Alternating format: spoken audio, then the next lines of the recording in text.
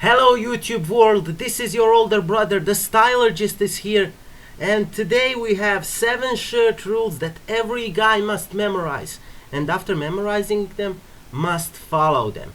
So if that sounds interesting, drop the like button below, drop the subscribe button also, and let's start with the video. The first rule is on rolling up your sleeves. Basically, we are talking about how to roll up your shirt sleeves properly. It is summer actually. It can be hot, and you, my gentlemen, do not own any short-sleeved shirts, right? Because you're watching Stylurgist. And now that you know that short-sleeved shirts are a no-no and that they are just decreasing your inner attraction, you are not wearing them or buying them. That is why you have only long-sleeved shirts. But it is a problem because it is summer. Like, wearing long-sleeved shirts can be a bit hot and you can sweat like a pig. So it is like 40 degrees out there. And I know it is hot. You're gonna get sweaty and sticky. That is why we roll up the sleeves to feel a bit cooler. That being said, you are exposing a little bit of that forearm game. We talked about that in the previous video. You are wearing a banging watch that you want other people to see. That is why you roll up your sleeves. But how you roll them is a whole new thing. Most of the guys just take the sleeves and just roll them up. As simple as that, really. And as simple as that, that's how they look. Simple as that. Just dorky. There are a few problems with that method. It both looks sloppy and has a tendency to come undone at inappropriate times. It's also rest at a weird place on your elbow if you just do that. So there's a better way, trust me. Instead, you should unbutton your sleeves and turn it inside out up your arm. Then resume folding it over itself a couple times, starting from the bottom. You basically just fold the bottom until it reaches the top of the cuff. Stop when you reach the cuff of the shirt and smooth out the edges of the fold. Voila! It's as simple as that. It won't come undone and it'll hit at the right place on your arm for full movement. Just look at the picture. The picture describes how you should properly roll up your sleeves without me saying anything. So you fold the cuff inside out, pulling the end to meet your elbow, fold the bottom until it reaches the top of the cuff, and smooth out the edges of the fold. It's as simple as that, and it looks the best, trust me, and it won't get undone. And that is the most perfect thing, basically. Then we are moving on to rule number 2. Now, you are probably wondering why I have Aaron Marino's picture on my presentation here, actually in my video, but I mean, he's an example of a alpha male, of a bad boy, right? I mean, he's a nice guy, but his bad boy style is on point. And through this picture, I'm gonna describe you a bit different rule than he has. He has a 3-button rule, while my rule number is funny enough. Second rule is funny enough a 2-button rule. Of course, you know you shouldn't be buttoning the top button on the shirt, but what if I told you that you shouldn't be buttoning even the second button? Gary Yusak described this maybe the best way, and I quote, "One button unbuttoned is too uptight. 2 buttons unbuttoned is sexy and stylish, right? Come on, you know it looks better." More seriously, 1 button unbuttoned is more of a North American thing in my observation, while 2 buttons is a very common thing in Europe. 1 button may be appropriate for work settings and 2 for more casual settings. Now, the thing that I don't agree with Gary Yusak is that he explains that 3 buttons is for swarthy men with hairy chest, gold chains, and rank body odors masked by cheap cologne.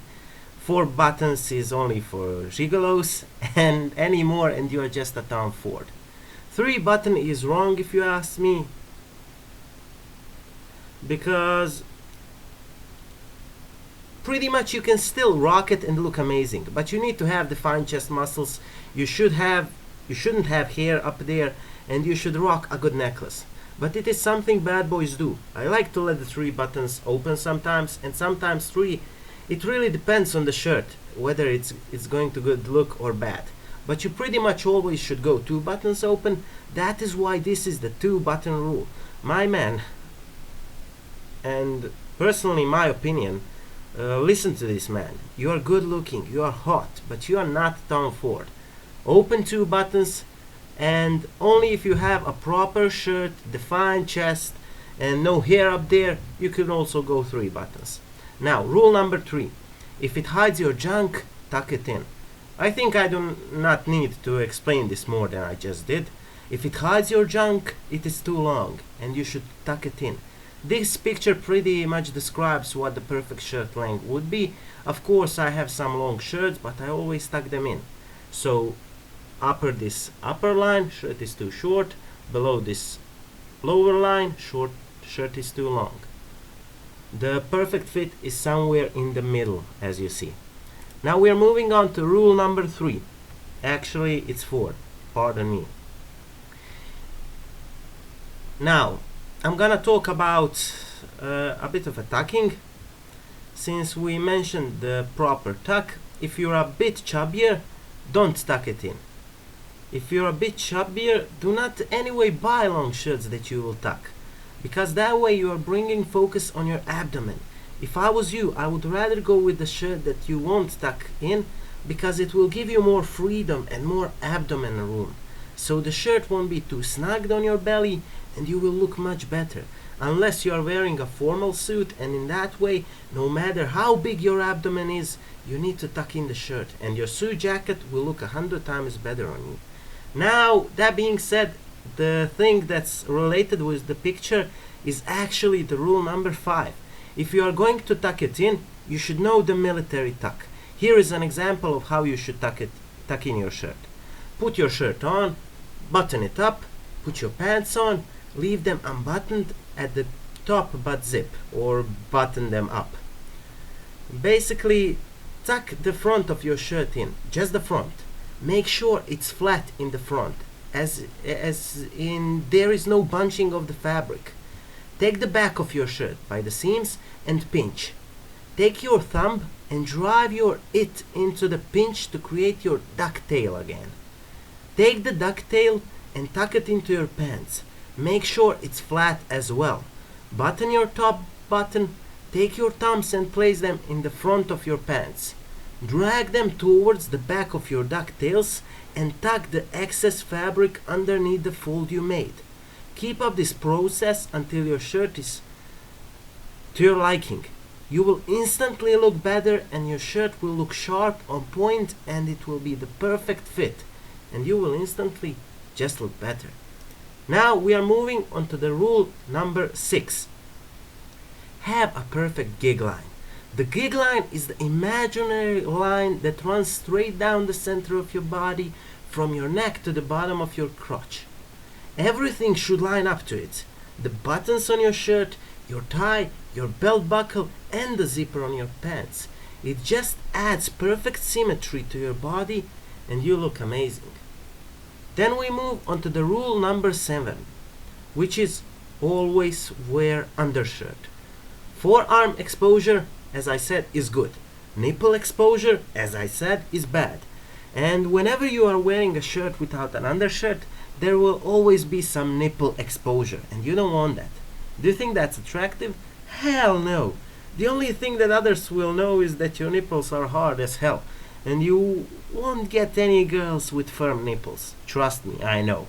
What you should do is, not just for the sake of nipples, but wear undershirt.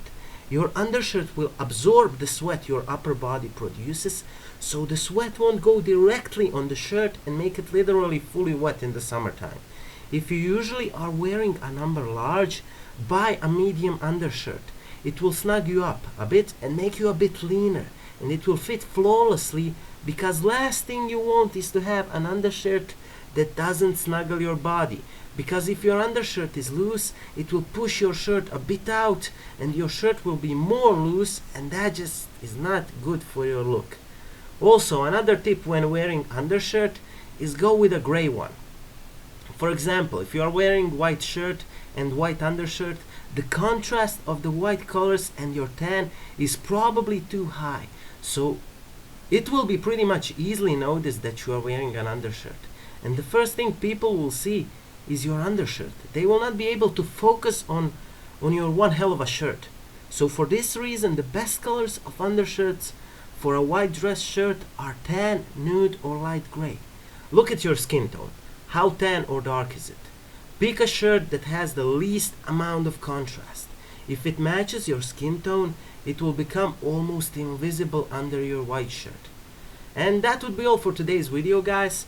If you enjoyed the video, smash that like button, subscribe for more videos. New video will be on Monday. I have some stuff to move around this weekend, so we will see each other, guys, on Monday. So until next time, learn these 7 rules. There will be a test coming, and your professor, the stylurgist, is going to wake you up in the middle of the night and see whether you memorize these 7 rules. Bye, my brothers. I'll see you next time. Yours sincerely, Stylurgist.